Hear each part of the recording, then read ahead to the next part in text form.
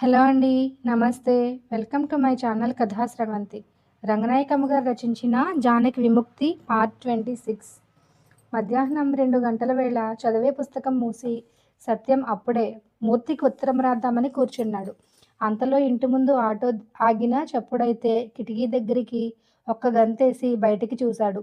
మూర్తి కనపడ్డాడు. ఆటోలోంచి దిగుతూ అవతల పక్క నుంచి వస్తూ జానకి కూడా కనపడింది. అమ్మా, జానకి వచ్చింది అని పెద్ద కేక పెట్టి సత్యం గుమ్మం వైపు దూకాడు. ఇంత హఠాత్తుగా వీళ్ళిద్దరూ వచ్చారంటే ఏదో పెద్ద గొడవే జరిగి ఉంటుందని ఊహించేశాడు. బయటికి పరిగెత్తేటప్పటికి జానకి ఎదురొచ్చింది. ఘోరంగా చిక్కిపోయి కనపడింది. అన్న పక్క నుంచి లోపలికి వెళ్ళింది. ఆటోని పంపించేసి మూర్తి లోపలికి వస్తుంటే సత్యం ఆతృతగా ఏమైంది అన్నట్టు చూశాడు. జానకి ఏమైనా తింటుందేమో చూడు, రైల్లో ఏమీ తినలేదు, చాలా నీరసంగా ఉంది అన్నాడు మూర్తి. జానకి లోపలికి వచ్చేటప్పటికి నిద్ర కళ్ళతో లేచి కూర్చున్న సుందరమ్మ జానకిని చూసి కంగారు పడిపోతూ, అదేమిటే అలా ఉన్నావేమిటి, ఒక్కదానివే వచ్చావా, అలా ఉన్నావేమిటి అని గబగబా ప్రశ్నలేసింది. ఒక్క మాటకి జవాబు చెప్పకుండా జానకి నీరసంతో కృంగిపోతూ మంచం మీద కూర్చుంది. ఒక్కదానివే వచ్చావా, ఆయన రాలేదా, ఒంట్లో బాగోలేదా, అంత నీరసంగా ఉన్నావేమిటి అని తల్లి మళ్ళీ ఆదొద్దాగా అడిగింది. జానకి ఊ అని నిస్సత్తువుగా అని ఊరుకుంది. అంతలో సత్యం మూర్తి లోపలికి వస్తే జానకితో మూర్తి వచ్చాడని గ్రహించుకుని సుందరమ్మ మరీ ఆశ్చర్యపోయింది. పెట్టే బేడ ఏం తెచ్చుకోలేదా అంది మళ్ళీ కూతురుతో సామాన్లేవీ కనబడకపోతే. జానకి ఏం చెప్తుందోనని సత్యం కూడా ఆతృతగా చూశాడు. తేలేదు, కుదరలేదు అని జానకి 2 ముక్కలు అని ఊరుకుంది. కుదరలేదేమిటి అని తల్లి విస్తుపోయి, ఏమైనా గొడవలు పెట్టుకు వచ్చావా అంది సందేహిస్తోన్నట్టు. జానకి కోపమంతా ఒక్కసారి పొంగి, నేనే పెట్టుకుంటానా గొడవలు అని మొహమంతా జేవురించుకుని ఉద్రేకంగా చూసింది. లేకపోతే ఏమిటి నీ మాటలు, పెట్టి తెచ్చుకోవడం కుదరలేదంటావేమిటి అని వాదనకి దిగినట్టు మాట్లాడింది తల్లి. సత్యం అడ్డొచ్చి, సర్లే అమ్మా, తర్వాత చెప్తుందిలే, ఇప్పుడే మాట్లాడాలా అదంతా అని తల్లిని ఊరుకోబెట్టి, జానకి కాళ్ళు కడుక్కు రారాదు, మీ ఇద్దరికి అన్నాలు పెట్టేస్తాను అన్నాడు. మూర్తిగారికి పెట్టు, నేను స్నానం చెయ్యాలి, 3 రోజుల నుంచి స్నానం లేదు, రోతగా ఉంది అని నీరసంగా లేచింది జానకి. 3 రోజుల నుంచి స్నానం లేకపోవడం ఏమిటి అన్నట్టు సత్యం మూర్తి వైపు ఆశ్చర్యంగా చూశాడు. అన్నం చాలదు, బియ్యం కడిగి పెడతానుండండి, వేడన్నం తింటారు అని తల్లితో లేవబోతుంటే సత్యం కోప్పడి, నువ్వు లేవాలా, నేను లేను, నేను చెయ్యనా, కాసేపు పడుకో అని వంటింట్లోకెళ్ళి గబగబా స్టవ్ వెలిగించి బియ్యం కడిగి పడేసి మూర్తి దగ్గరికి పరిగెత్తాడు. ఏమైంది అసలు మూర్తి, ఇక్కడొద్దులే అని మూర్తి బయటికి దారి తీశాడు. ఇద్దరూ గేట్ దగ్గర నించున్నారు. రాత్రి జరిగింది జరిగినట్టు చెప్పుకొచ్చాడు మూర్తి. రాత్రి అర్ధరాత్రి దాటే వరకు కొంతమంది వర్కర్స్తో మాట్లాడుతూ ఉన్నాడు మూర్తి. అప్పుడే వాళ్ళు వెళ్ళారు. మూర్తి ఇంకా చదువుకుంటూనే ఉన్నాడు. ఎవరో గేట్ తీసిన చప్పుడైతే వర్కర్స్ అయినా వెనక్కి వచ్చారేమోనని వెంటనే బయట లైటు వేసి తలుపు తీశాడు. జానకి నించుని ఉంది. నిర్ఘాంతపోయాడు. ఇంత అర్ధరాత్రి వచ్చావేమిటని కంగారు పడ్డాడు మొదట. ఏదైనా జబ్బు చేస్తే వచ్చిందేమో అనుకున్నాడు. మళ్ళీ మనిషిని చూస్తే నిజంగా జబ్బు చేసిన మనిషిలాగే కనపడింది. కళ్ళు ఎర్రబడి తల్లంతా చెదిరిపోయి బట్టలన్నీ చుట్టుకుపోయి నీరసంగా జ్వరంతో తూలిపోతున్నట్టు కనపడింది. చలుగుదుపుతో వణుకుతున్నట్టు గజగజ వణుకుతోంది. కాళ్ళకి చెప్పులు కూడా లేవు. మూర్తిని చూసి చూడగానే రిక్షా అతనికి డబ్బులు ఇవ్వండి, నా దగ్గర లేవు, గేటు దగ్గరున్నాడు, 10 రూపాయలు ఇవ్వండి, కాదు 20 రూపాయలు ఇవ్వండి, మా అన్నయ్య మీకు ఇచ్చేస్తాడు, ఎంతిచ్చినా ఇవ్వండి అంది గబగబా ఆవేశంగా. ఇంట్లో ఏదో జరిగిందని మూర్తికి అర్థమైపోయింది. ముందు నువ్వు లోపలికి రా, కూర్చో ఇక్కడ, అతన్ని నేను పంపిస్తాలే, కూర్చో నువ్వు అని జానకి కుర్చీ చూపించి మూర్తి లోపలికి వెళ్ళి డబ్బు తీసుకుని రిక్షా అతని దగ్గరికి వెళ్ళాడు. అతని చేతిలో నోట్లు పెడుతూ, ఇంత అర్ధరాత్రి ఆడపిల్లని చాలా జాగ్రత్తగా తీసుకొచ్చావు, చాలా మంచిగా ప్రవర్తించావు అని అతని వివరాలన్నీ తెలుసుకుని తను డాక్టర్నని, ఎప్పుడైనా అవసరమైతే తన దగ్గరకు రమ్మని చెప్పి అతన్ని పంపించేసి లోపలికి వచ్చాడు. జానకి చాలాసేపు మాట్లాడలేదు. మంచినీళ్ళు అడిగింది. మూర్తి కంగారుగా తెచ్చి ఇచ్చాడు. కొంతసేపటికి మూర్తే అతను ఊళ్ళో లేడా అని అడిగాడు. ఆ మాటకి జవాబు చెప్పడం ఇష్టం లేనట్టు, నేనిక్కడ ఉండనండి, మా ఊరు వెళ్ళిపోతాను అంది. మూర్తి కొంచెం సేపు ఊరుకుని పూర్తిగా వెళ్ళాలనా అన్నాడు. వెళ్ళిపోతాను అంది.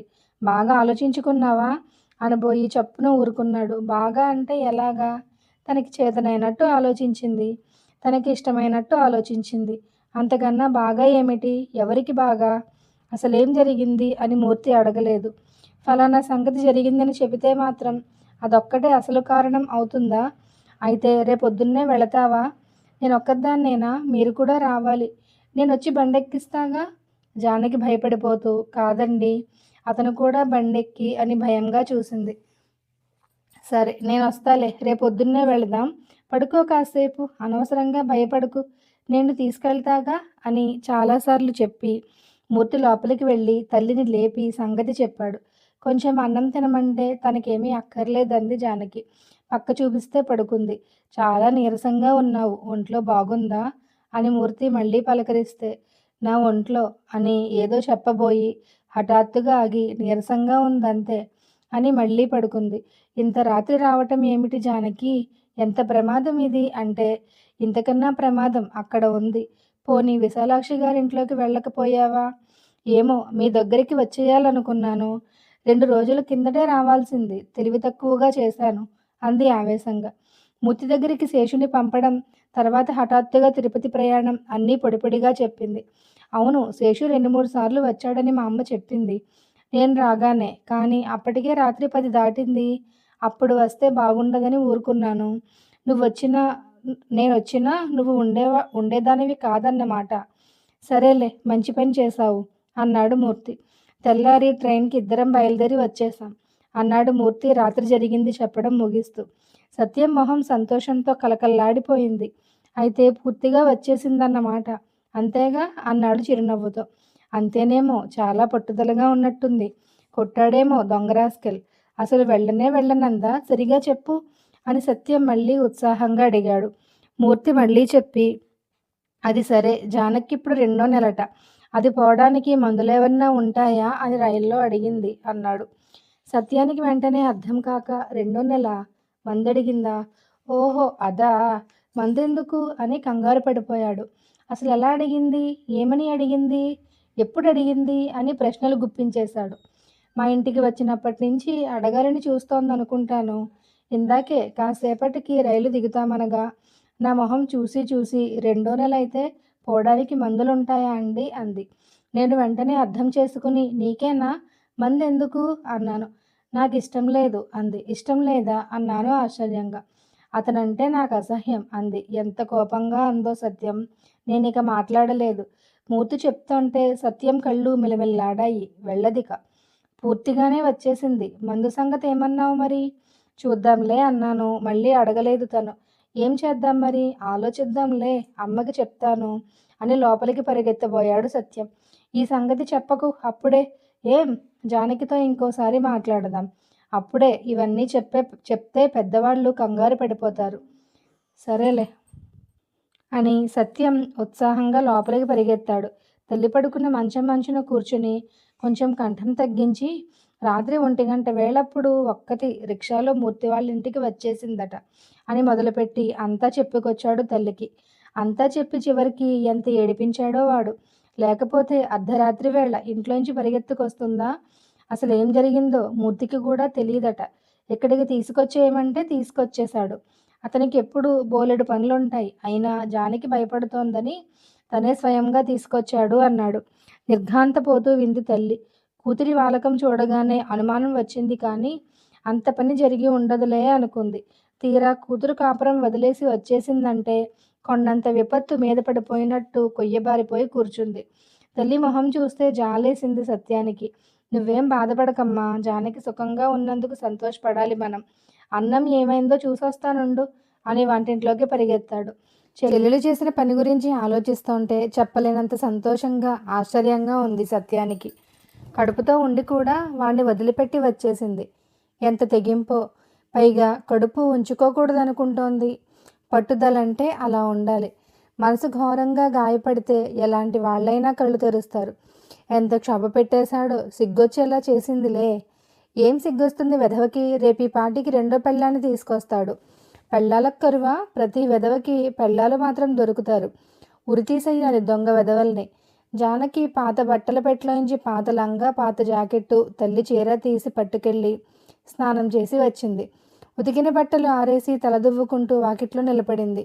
జానకి ఇంట్లోనూ వాకిట్లోనూ తిరుగుతుంటే ఇల్లు వాకిలి కలకల్లాడిపోతున్నట్టు అనిపించింది సత్యానికి. ఎంత ఆత్మాభిమానంతో ప్రవర్తించిందో అనుకున్నాడు మళ్ళీ. జానకి లాంటి మనిషి అంత తెగింపు చేయగలదని సత్యానికి పెద్దగా నమ్మకం లేదు. పాపం సరిగ్గా అర్థం చేసుకోలేకపోయానే అని చాలా కించపడ్డాడు.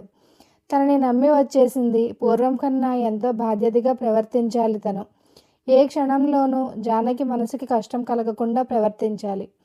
వాకిట్లో నుంచున్న జానకిని అలా చూస్తుంటే తను తండ్రి అంత వాడైనట్టు, జానకి తన కూతురైనట్టు చాలా గాఢంగా అనిపించింది సత్యానికి. నిజానికి నాడిలా జరిగినందుకు తండ్రి ఉంటే ఎంతో ధైర్యంగా ప్రవర్తించేవాడు. తల్లికా చొరవలేదు, కానీ తండ్రి దారి వేరు. జానకి చిన్నప్పుడే పెళ్లి చేసి ఆ ఒక్క తెలివి తక్కువ పని ఎందుకు చేశాడో కానీ పిల్ల సుఖంగా బతకటం లేదని తెలిస్తే మాత్రం ఒక్క క్షణం కూడా ఊరుకునేవాడు కాదు. కష్టమో సుఖమో అక్కడే పడువుండు అని చేస్తే అనేవాడు కాడు. అలాంటి తండ్రి లేడు కాబట్టి ఇప్పుడు తనే తండ్రి జానకి. తల్లి ఎలాగా ధైర్యంగా ఉండదు. తను ధైర్యంగా ఉండకపోతే జానకి ఏం ధైర్యం ఉంటుంది? జానకి జీవితాన్ని బాగు చేయాల్సిన బాధ్యత అంతా తనదే అనిపించింది సత్యానికి. బాగు చేయటం అంటే ఏముంది? దాని కాళ్ళ మీద దాన్ని నిలబడేటట్టు చేయడం, దాన్ని తలకాయతో అది ఆలోచించేటట్టు చేయటం. అసలు అది ఎప్పటికే ఆలోచిస్తోంది. ఇక ఒకళ్ళు చెప్పేదేముంది? అయినా తను చాలా జాగ్రత్తగానే ఉండాలి. లేకపోతే ఆడపిల్ల జీవితం అంటే మాటలు కాదు. పెళ్లి చేసుకున్నవాడిని వదిలేసి బతకడం అంటే మాటలా? ఇదేమిటి ఇలా ఆలోచిస్తున్నానేమిటి? ఇన్నాళ్ళు అది రావాలి రావాలి అనుకునేవాడిని. ఇప్పుడు ఇలా బెదురుతున్నానేమిటి? బెదరడం కాదు, జాగ్రత్తగా ఉండాలని ఆలోచిస్తున్నానంతే. అలా అనుకునేటప్పటికి కొత్త ధైర్యం వచ్చి చిరునవ్వుతో మొహం వెలిగింది సత్యానికి. కిటికీలోంచి జానకిని చూస్తూ, ఎండలో ఎందుకు, లోపలికొచ్చి కూర్చుని దువ్వుకోరాదు అన్నాడు ఆప్యాయంగా. చలిగా ఉందని నించున్నాను. అమ్మ చీర కట్టుకున్నావేం? ఓహో, బట్టలు తెచ్చుకోలేదు కదూ, అందుక బట్టలు ఉతికేశావు. ప్రయాణం చేసి వచ్చి నీకెందుకు ఈ శ్రమ? నేను ఉతికేవాణ్ణిగా. అన్నం అయిపోయింది, వచ్చే ఇద్దరికీ పెట్టేస్తాను అని పళ్ళాలవి తీసే పని ప్రారంభించాడు. జానకి తలదువ్వుకోవడం పూర్తి చేసి జడ అల్లుకుని లోపలికి వచ్చింది. కాపురం వదిలేసి వచ్చి తెల్లచీర కట్టుకుని తిరుగుతున్న కూతుర్ని అయోమయంగా చూస్తూ బొటబొట కన్నీళ్లు కారుస్తూ కూర్చుంది తల్లి. ఏడుస్తున్న తల్లిని చూసి జానకి కోపంగా వంటింట్లోకి వెళ్ళిపోయింది. నీ బట్టలు కొనడానికి రేపు వెళ్దాం అన్నాడు సత్యం అన్నం పళ్ళెం చెల్లెల ముందు పెడుతూ. పర్వాలేదు, అంత తొందరేముంది అంటూ అన్నం ముందు కూర్చుంది. ఆ వాసనకే కడుపులో తిప్పింది. ఓర్చుకోవాలని చూసింది కానీ సాధ్యం కాక, అబ్బా నాకు బాగోలేదు తీసేయ్ అని లేవబోయింది. పోనీ పాలు తాగు కొంచెం అన్నాడు మూర్తి. ఇవ్వనా, వచ్చిబెట్టనా అన్నాడు సత్యం ఆతృతగా. ఇప్పుడొద్దు అని లేచి వెళ్ళిపోయింది. గదిలో తల్లి మంచం మీద పడుకుని చిన్న పిల్లలాగా 2 నిమిషాల్లో నిద్రపోయింది. అన్నం తింటోన్న మూర్తితో సత్యం కంఠం తగ్గించి సంభాషణ సాగించాడు. 2 నెలంటే ప్రెగ్నెన్సీ అయినా ఇంకేదన్నా కారణం ఉంటే కూడా అలా అవుతుందా? చాలా కారణాలు ఉండొచ్చు, కానీ తన లక్షణాలు చూస్తే అలాగే అనిపిస్తోంది. అలాగైతే అది తీసేసుకోవటం ఎలాగా? ఆపరేషన్ చెయ్యాలా? తీసేసుకోవడం ఎందుకు? ఇష్టం లేదన్నావుగా. మూర్తి కొంచెం ఆగి బయటికెళ్ళి మాట్లాడదాంలే అన్నాడు. భోజనం అయ్యాక ఇద్దరూ బయటికి బయలుదేరబోతుంటే సుందరమ్మ లేచి వచ్చి ఏడుపు కంఠంతో, అసలేం జరిగిందండి అని మూర్తిని అడిగింది. మూర్తి కొంచెం నవ్వి, నన్ను అండి అనడం ఏమిటి పెద్దమ్మగారు? మీ సత్యం లాంటి వాణ్ణి మూర్తి అనండి, బాగుంటుంది. అసలేం జరిగిందో నాకు తెలియదండి అని సత్యానికి చెప్పిందే పూసగుచ్చినట్టు మళ్ళీ చెప్పాడు మూర్తి. అంతా చెప్పి, అంతకన్నా నాకు తెలియదండి, 2 రోజులు పోతే తనే చెప్తుందేమో అన్నాడు. మూర్తి మాటల్లో ఏమీ ఆశ దొరక్క, అయితే ఇద్దరికీ తెగదెంపులేనా అంది సుందరమ్మ కృంగిపోతూ. అంతే అని సత్యం తలగరేశాడు. నువ్వుండు అని తల్లి సత్యాన్ని విసుక్కుని మూర్తిని జవాబు చెప్పమన్నట్టు చూసింది. తెగతెంపులేనా అంటే మనమేం చెప్పగలమండి? జానకి అభిప్రాయం అలాగే ఉన్నట్టుంది అన్నాడు మూర్తి నెమ్మదిగా.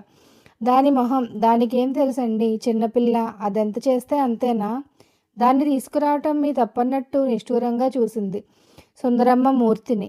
తల్లి ధోరణికి సత్యానికి కోపం వచ్చి, చిన్నపిల్ల కాపురం వదిలిపెట్టడానికి చిన్నపిల్ల అయింది కానీ కాపురం చెయ్యటానికి చిన్నపిల్ల కాలేదేం? ఎప్పుడో 3 ఏళ్ల క్రిందటే దాన్ని కాపురంలో పడేశారు. ఆనాడు చిన్నపిల్ల కాలేదా? ఇప్పుడే చిన్నపిల్ల అంటున్నావు? ఆనాడు ఇంకా చిన్నపిల్లగా? అంత చిన్నపిల్లకి పెళ్ళెలా చేశారు అని దడదడా ప్రశ్నలు గుప్పించేశాడు. అయ్యో, 16 ఏళ్లకి పెళ్లి చేశాం, 16 ఏళ్లకి పెళ్లి చేసుకునే ఈడు కాదు అని తల్లి విస్తుబోయింది. 16 ఏళ్లకి పెళ్లి చేసుకునే ఈడైతే 19 ఏళ్లకి మొగుడిని వదిలేసే ఈడు సరేనా అని సత్యం నిర్లక్ష్యంగా తలగరేశాడు. ఇదిగోనండి, ఇట్లాగే మాట్లాడతాడు, నోరు తెరిస్తే ఇలాంటి వితండాలే అని సుందరమ్మ మూర్తిని బేలగా చూసింది. నేనెంత న్యాయంగా అడిగినా వితండవాదమే నీకు. నేను అడిగేది పట్టించుకోవు. పిల్ల సుఖపడుతుందని బోలెడు ఖర్చు పెట్టి పెళ్లి చేస్తే అది తప్పేనా చెప్పండి? సత్యం మూర్తిని నోరెత్తనివ్వకుండా, చాలా సుఖపడిందిలే పిల్ల, చూస్తున్నాంగా దాని సుఖం అన్నాడు వెక్కిరింతగా. ఎవరికి తెలుసు ఇలా జరుగుతుందని? ఇప్పుడు తెలిసిందిగా. తెలిసిన తర్వాత కూడా దాన్ని ఇంకా అక్కడే పడుండమంటావా? అంత తొందరపాటు పనికిరాదు. సంసారం అన్నాక మంచి ఉంటుంది, చెడ్డ ఉంటుంది, కష్టము ఉంటుంది, సుఖము ఉంటుంది. సుఖం కావాలి కానీ కష్టాలు ఎవరికి కావాలి? నువ్వేం కష్టపడ్డావో చెప్పు నాన్న మూలాన. అయ్యో, అందరి అదృష్టం ఒక్కలాగా ఉంటుందా? మీరు చెప్పండి మూర్తి గారు. మూర్తి కలుగు చేసుకోవటానికి అవకాశం ఇవ్వకుండా సత్యం ఉత్సాహంతో పొంగిపోతూ, అందరి అదృష్టం ఒక్కలాగా ఉండకపోతే అందరూ ఒక్కలాగే ఎందుకు ప్రవర్తించాలి? కాపురాలు సుఖంగా ఉన్నవాళ్లే కాపురాలు చేస్తారు. లేని వాళ్ళు బాధలు పడలేక బయటికి పరిగెత్తుకొస్తారు. సుఖంగా ఉన్నా కష్టంగా ఉన్నా అందరూ ఒక్కలాగే భరించాలంటే ఇదెక్కడి న్యాయం? చూడు మూర్తి, మా అమ్మ సిద్ధాంతం. అందరి పరిస్థితి ఒక్కలాగా ఉండదంట కానీ అందరూ ఒక్కలాగా ప్రవర్తించాలట. భలే ఉంది అని అప్పటికి మూర్తి వైపు మొహం తిప్పాడు. మూర్తి ఎర్రగా చూస్తూ, సత్యం, నువ్వు ఊరుకో, నోరు మూసుకో కాసేపు అని కోపంగా అనేసరికి తెల్లబోయి మళ్ళీ నోరెత్తకుండా ఊరుకున్నాడు సత్యం. మూర్తి సుందరమ్మకి నచ్చజెబుతున్నట్టు మాట్లాడాడు. ఎందుకంత బాధపడతారండి? ఇప్పుడేం ఘోరం జరిగింది? జానకి 10 రోజులు పుట్టింట్లో ఉండటానికి వచ్చిందనుకోండి. తొందరపడి వచ్చిందైతే 4 రోజుల్లో తనే వెళ్తానంటుంది. లేకపోతే అక్కడ కష్టసుఖాలేవో తనే చెప్తుంది. అదంతా వింటే అసలు మీరే వెళ్ళొద్దంటారేమో. చిన్నపిల్ల అని తీసేయకండి. సత్యం అన్నట్టు అక్కడ కాపురం చేయాల్సింది ఆ చిన్నపిల్లే కదా. పైవాళ్ళం ఊరికే మాటలు చెప్పేవాళ్ళమే కానీ కష్టం సుఖం అనుభవించవలసింది జానకేగా. అవసరమైతే మనకు తోచిన సలహా ఏదో చెప్పగలమే కానీ బలవంతంగా కాపురం చేయించగలమా చెప్పండి? 2 రోజులు పోనిచ్చి అడిగి చూడండి. తొందర ఏముంది? మీతో చెప్పకపోతే ఇంకెవరితో చెప్పుకుంటుంది? మూర్తి అంత శాంతంగా మాట్లాడుతుంటే సుందరమ్మకి ఇప్పుడేం ముంచుకుపోలేదు, లెమ్మన్నట్టు ధైర్యం వచ్చింది. నేనేం చెప్పినా అది వింటుందండి. నోట్లో నాలుకలేని పిల్ల అది. దానితో బెంగలేదు నాకు. సత్యంతోటే వచ్చింది గొడవంతాను. నేనొకటి చెప్తే తనొకటి చెప్తాడు దానికి. అసలు సత్యమే దానికి నూరు పోసి ఉత్తరాలు రాసి ఇంత దాకా తెచ్చాడండి అని కొడుకు మీద ఫిర్యాదు చేస్తున్నట్టు మాట్లాడింది. సత్యం కొంచెం నవ్వాడు. ఈ పని నా మూలాన్నే జరిగిందంటే నాకెంత గర్వంగా ఉందో. జానక్కి నూరు పోసినట్టు ఆడవాళ్ళందరికీ నూరు పోసి వాళ్ళని తుక్కు కాపురాల్లోంచి లాగగలిగితేనా అందామనుకున్నాడు కానీ నోరు తెరవటానికి పర్మిషన్ లేక ఉత్సాహం అణుచుకుని ఊరుకున్నాడు. మూర్తి సుందరమ్మని కొంచెం మందలిస్తున్నట్టు, సత్యం తెలివి తక్కువవాడు అనుకుంటున్నారా? జానకి జీవితం పాడు చేయాలని చూస్తున్నాడంటారా అన్నాడు. అబ్బే, తెలివి తక్కువవాడని కాదు, అన్నిటికీ తొందరపడతాడండి. లోకమంతా ఒక దారిని నడిస్తే తను ఒక దారిని నడుస్తానంటాడు. లోకమంతా నడిచే దారి చాలా చోట్ల సబబుగా ఉండదులేండి పెద్దమ్మగారు. లోకంలో జరిగేదంతా మంచిగా అనుకుంటే ఎలాగా? మీరేం భయపడక్కర్లేదు. సత్యానికి అన్నీ తెలుసు, జానకి అన్నీ తెలుసు. వాళ్ళు ఇంకా చిన్నపిల్లలు అనుకోకండి.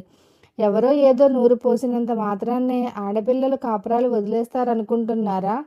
ఎంతో బాధ ఉంటేనే కానీ ఆ పని చెయ్యరు వాళ్ళు. బాధ ఉంటే మాత్రం తప్పుతుందా నాయనా? తప్పదని మీరు నేను అనుకుంటే ఎలాగా? అసలు మనిషి అనుకోవాలి కానీ జానకి మీరు అనుకున్నంత తెలివి తక్కువ పిల్ల కాదు. మీరేం భయపడకండి అని మూర్తి సత్యాన్ని చూసి వెళదామా మనం అన్నాడు. సత్యం చెప్పులు వేసుకుంటూ, అమ్మా, నేను వచ్చి కాఫీ పెడతాను, నువ్వు పడుకో, 1 గంటలో వచ్చేస్తాను అని మూర్తి వెనకాల పరిగెత్తాడు. కొంచెం దూరం వెళ్ళాక మూర్తి సత్యాన్ని చివాట్లు ప్రారంభించాడు. నీకు అసలు కామన్ సెన్స్ లేదే అని కాపురం చేస్తుందో లేదో తను చెప్పుకోలేదా? దానికి కూడా నువ్వే వాదం పెట్టుకోవాలా? అది కాదు మూర్తి. అమ్మ అలా మాట్లాడుతూ ఉంటే జానకి బంబేలు పడిపోదు? ఎందుకు బెంబేలు పడిపోతుంది? తల్లి మాటలకే జవాబు చెప్పలేకపోతే రేపటి నుంచి లోకంతో ఎలా నెగ్గుకొస్తుంది? ప్రతి క్షణం నువ్వే రక్షిస్తావా చెల్లెలు వెనకాల తిరుగుతూ? అది కాదు. అమ్మ అంత చాదస్తంగా మాట్లాడుతుంటే అందులో తప్పేమిటో చెప్పక్కర్లేదంటావా? అదా సమయం తప్పులు చెప్పడానికి? ఆ అమ్మాయి వచ్చి గంట సేపు అయిందో లేదో మీరిద్దరూ వాదం పెట్టుకుని కూర్చుంటారా? ఆవిడకి తెలియకపోతే నీకు తెలియొద్దు. సత్యం చాలా సిగ్గుపడ్డాడు. ఆలోచిస్తే అమ్మ మాటల మీద తను ఘర్షణ పడవలసిన అవసరం లేదనిపించింది. ఇద్దరికీ తెగతెంపులేనా అని అమ్మ అన్నప్పుడు ఏమో అది జానకి తేల్చుకోవాలి అంటే ఆ ఘర్షణ తప్పేదే కదా. జానకి ఆ మాత్రం వాదించుకోలేదా? తను పోట్లాడడం శుద్ధ తప్పే. మూతితో కొంచెం భయంగా సంజాయిషి చెప్తున్నట్టు అన్నాడు. ఈసారైతే అలా చెయ్యను మూర్తి. నేను కలుగజేసుకోవాల్సిన సందర్భం వస్తే గానీ కలుగజేసుకోను. నా మాటలు నమ్ము. నిజం. సందర్భాలు నిర్ణయించుకునేది నువ్వేగా. ఉత్సాహం పొంగుకొచ్చినప్పుడల్లా సందర్భం వచ్చేసిందనుకుంటావు. సందర్భాలకేం లోటు? నిజంగా అలా చెయ్యను మూర్తి. నువ్వే చూస్తావుగా. ఏమన్నా జరిగినప్పుడల్లా నీకు రాసేస్తూ ఉంటాగా ప్రతిసారి. అంటే వాదన కార్యక్రమాలు ఇంకా ఉన్నాయా? లేకపోతే అమ్మ అంత తేలిగ్గా ఒప్పేసుకుంటుందనుకుంటున్నావా? 1,00,000 వాదనలు చెయ్యి బాబు. కాస్త సమయం సందర్భం చూసుకో. అది నేననేది. లేకపోతే అస్తమాను అనవసరపు గొడవలు కాదు ఇంట్లో. సరే అసలు సంగతి మాట్లాడు. జానకి కడుపు ఉంచుకోకూడదనుకుంటున్నావా నువ్వు కూడా? అదేమిటి? నేననడం ఏమిటి? తనే అందన్నావుగా. అందనుకో. అలాగే చెయ్యమని సలహా ఇస్తామా మనం? తనకిష్టం లేదు కదా అని అన్నాను కానీ నేనేం ఆలోచించలేదు అసలు. జానకి ఎందుకు ఇష్టం లేదంటావు? అతని మీద అసహ్యం. అయితే అతన్ని వదిలేసిందిగా. తన కడుపులో బిడ్డని చంపుకోవడం ఎందుకు? ఆ బిడ్డ అతనిదే. మొహం చిట్లించాడు సత్యం. అతనిదేనా? జానకిది కాదా? అతనిది కూడా కదా. ఆ పిల్లని ఉంచుకుంటే ఆ వెధవని మర్చిపోవటానికి వీలు లేకుండా అవ్వదు. అయితే పుట్టి పెరుగుతున్న పిల్లలున్న తల్లి భర్తని వదిలేస్తే అతన్ని మర్చిపోవటానికి ఆ పిల్లల్ని చంపేయాలా? జానకి ఇంకా 2 నెలలే కాబట్టి ఉంచుకోకూడదంటున్నావు. ఆ పిల్ల ఈపాటికే పుట్టి ఉంటే? తన మాటల్లో తప్పేమిటో అర్థమై సత్యం ఆశ్చర్యంగా ఆలోచనలో పడ్డాడు. మూర్తి ఇంకా చెప్పుకొచ్చాడు. అసలు గతాన్ని మర్చిపోవాలనుకోవడంలోనే తప్పుంది సత్యం.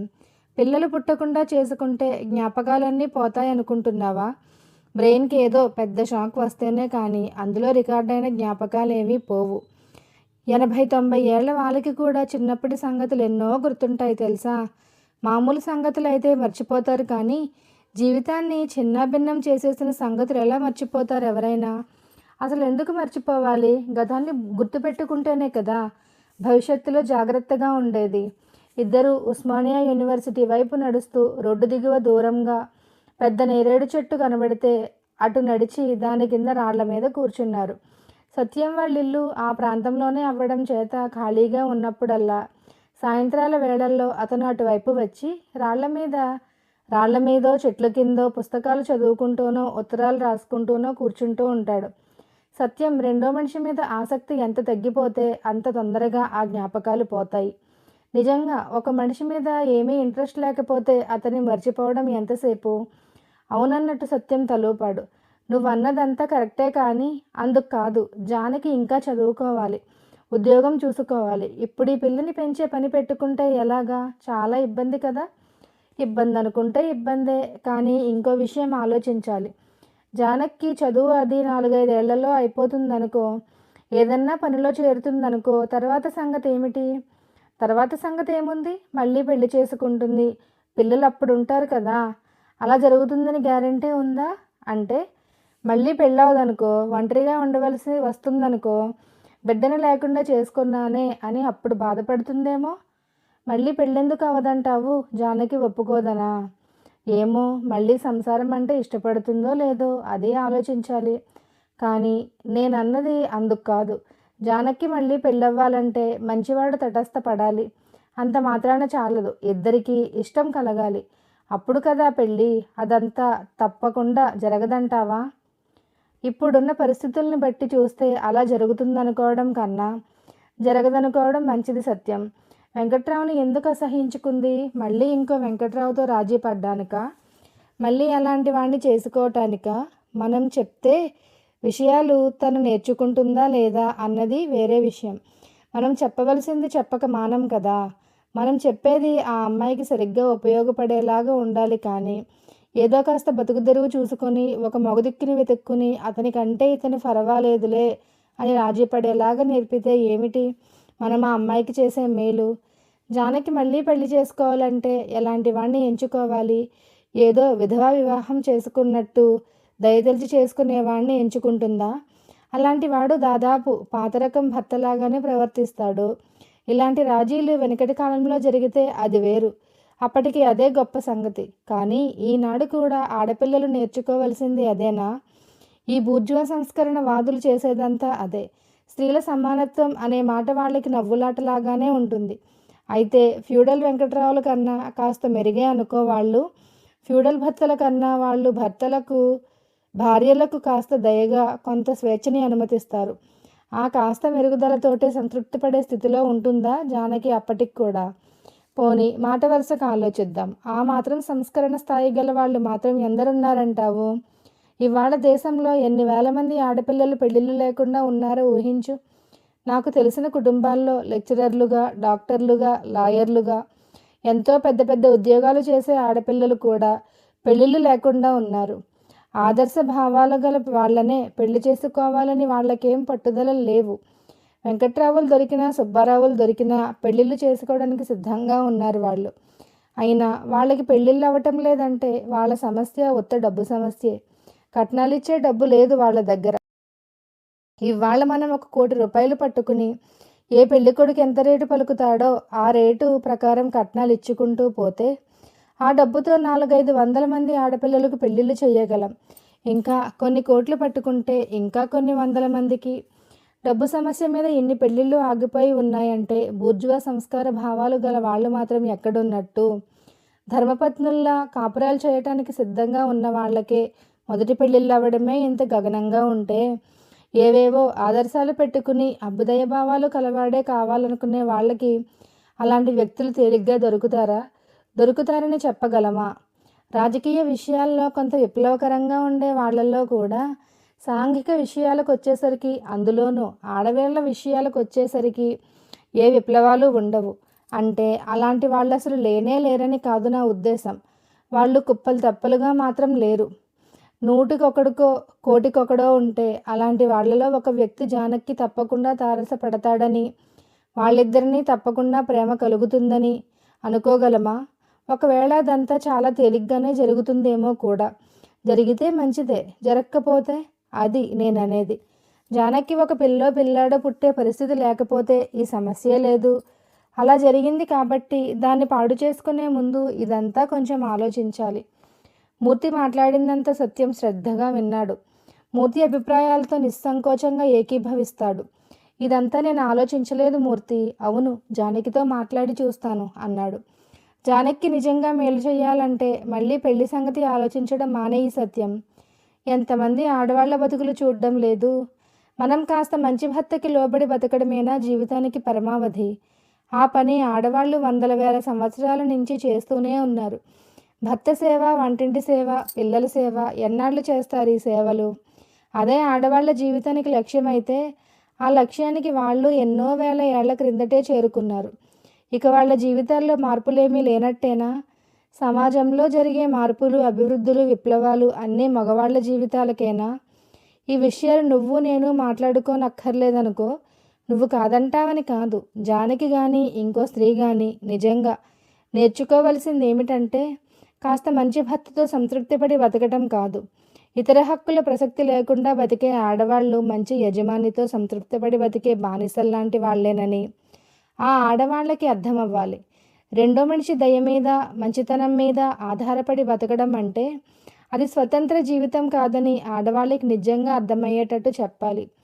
ఈ సిగ్గుమాలిన సంసారాలతో పోలికే లేనంత ఉన్నతంగా, విశాలంగా స్వతంత్ర వ్యక్తిత్వాలనిచ్చే జీవితం వైపు ఆడవాళ్ల దృష్టి తిరగాలి. మనుషుల మధ్య సమానత్వం అనేది ఒకటి సాధ్యమని ఒకప్పుడు ఎవ్వరూ ఎరగరు. మానవ ప్రపంచానికి కమ్యూనిస్టు సిద్ధాంతం తెలియక ముందు స్త్రీలకి కూడా స్వతంత్ర జీవితం ఉందని ప్రపంచం ఎరుగదు. ఇప్పుడు ఆ జ్ఞానం సిద్ధంగా ఉంది. దాన్ని తెలుసుకోకపోతే ఆడవాళ్ళకి ఎప్పటికీ విముక్తి ఉండదు. ఆడవాళ్లకే కాదు, కార్మికులకేమిటి, రైతులకేమిటి, సమస్యలతో సతమతమయ్యే మరెవరికైనా కూడా అంతే.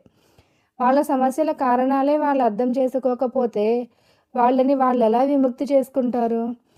వ్యక్తులు కానీ, వర్గాలు కానీ వాళ్ళ విముక్తికి మార్గం ఏమిటో గ్రహించుకున్నారంటే ఆ గ్రహింపుతో సగం విముక్తులు అయ్యారన్నమాటే. తల ఎత్తిన బానిస అప్పుడే సగం బానిస కాడు అంటాడు లెనిన్. విముక్తి మార్గమేమిటో గ్రహించుకున్న వాళ్ళకి విముక్తి తప్పనిసరి. ఎలాగంటే వాళ్ళు ఇతర మార్గాలన్నీ వదిలేసి ఆ కొత్త మార్గాన్నే ప్రయాణం చేస్తారు.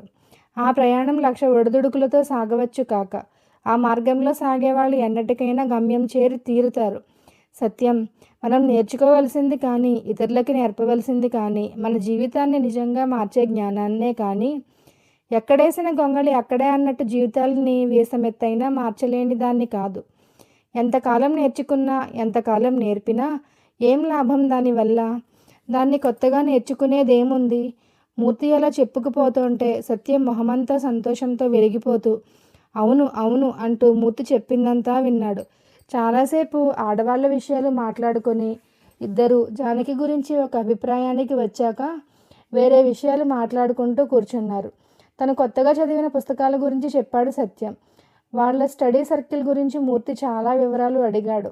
ఎవరెవరు తరచుగా కలుస్తున్నారో, ఎవరెవరు ఎక్కువ యాక్టివ్గా చదువుతున్నారో సత్యం చెప్పాడు. ప్రభాకర్ గురించి చెబుతూ అతని హేతువాదే కానీ చాలా విషయాల్లో సీరియస్గా ఉంటాడు. మూర్తి కట్నాలు తీసుకోవడం అంటే చాలా అసహ్యించుకుంటాడు. ప్రేమ లేకుండా పెళ్ళిళ్ళు చేసుకోకూడదంటాడు. ఆడవాళ్ల విషయంలో కూడా మనలాగే ఆలోచిస్తాడు. వాళ్ళేదో తక్కువనే దృష్టితో ఉండడు. ఒక్కోసారి అతనికి మనకి తేడాయే లేదనిపిస్తుంది నాకు. తేడా ఏమిటో అర్థం కాదు. బుర్జువా భౌతికవాదికి, మార్క్సిస్టు భౌతికవాదికి తేడాయే తెలియకుండా పోయిందన్నమాట నీకు.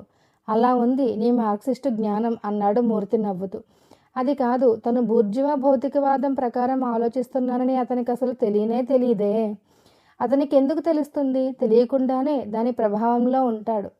మార్క్సిస్టు జ్ఞానం తెలిసిన వాడికి మాత్రమే తను ఎలా ఉన్నాడో, ఇతరులు ఎలా ఉన్నారో తెలుస్తుంది.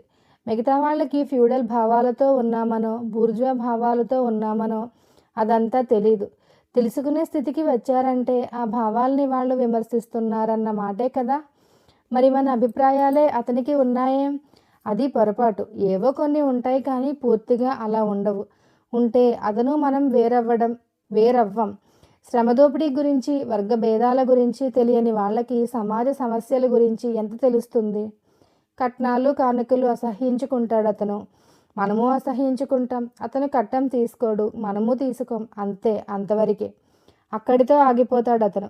మనం అక్కడితో ఆగం. ఇతరులకు కూడా కట్నాలు తీసుకోవడానికి వీలు లేకుండా చేయగలుగుతాం మనం. అంటే అసలు సమాజంలో కట్నాలు తీసుకోవటానికి వీలు లేకుండా చేయగలిగే మార్గం మనది. ఆ మార్గం లేదతనికి. అతను ఎంతవరకు చేయగలుగుతాడంటే తన ప్రవర్తనని తను మార్చుకోగలడు. తను కట్నం తీసుకోకుండా మానగలడు. అంతే. ఇంకా చేస్తే జీవితమంతా కట్నాల్ని శాపనార్థాలు పెడుతూ ఉండగలడు. ఆ శాపనార్థాలతోటి దాని కాలు గోరు కూడా కదపలేడు. అతనిది వ్యక్తివాదం.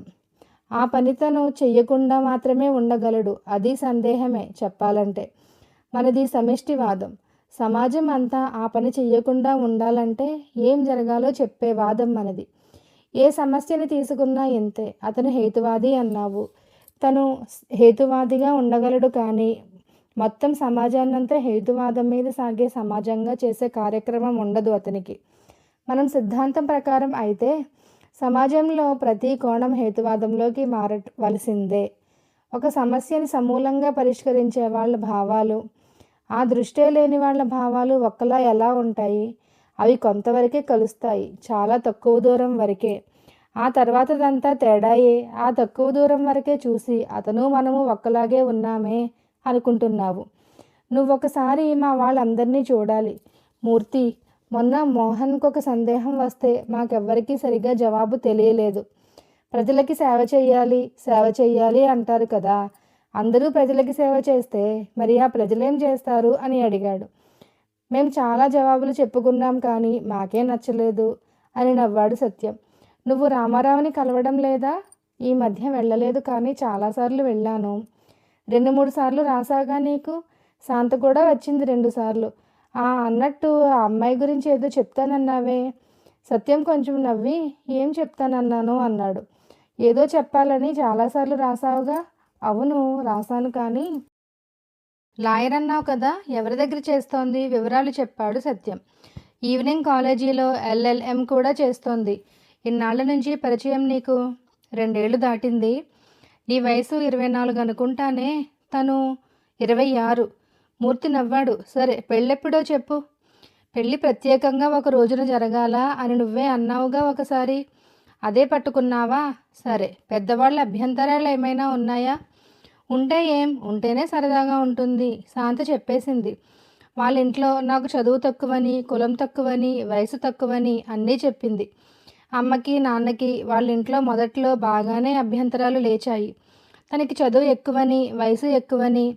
మా ఇంట్లోనూ అభ్యంతరాలు లేచేవే, కానీ నేను ఇంకా చెప్పలేదు మా అమ్మకి. మీ అమ్మతో నీ పోట్లాటలు ఇంకా జరగలేదన్నమాట. సందర్భం రాలేదు ఇంకా. సందర్భాలు అక్కర్లేదుగా నీకు? అక్కర్లేదు, కానీ ఆ సందర్భానికి కూడా సందర్భం రాలేదు. ఆ సందర్భానికైతే సందర్భం బాగా చూస్తావన్నమాట. చాలా అన్యాయం మూర్తి. అమ్మతో పోట్లాడనంటావు, కానీ పోట్లాడను, వాదిస్తానంతే. అమ్మకి మంచి విషయాలు తెలియాలనే కదా మొన్న తెలుగుగడ్డ అని తెలంగాణ పోరాటానికి సంబంధించిన నవల ఒకటి చదివాను. అందులో కథంతా బాగానే ఉందనుకో, దాని సంగతి కాదు. కథలో ఒక విప్లవకారుడు ఉంటాడు. అతనోసారి పేపర్ చదువుతుంటే తల్లి అతని దగ్గరికి వచ్చి కాసేపు చూసి, కాగితాలు నీలో నువ్వే చదువుకుంటావేమిరా, కొంచెం గట్టిగా చదవరాదు, నేను కూడా వింటాను అంటుంది.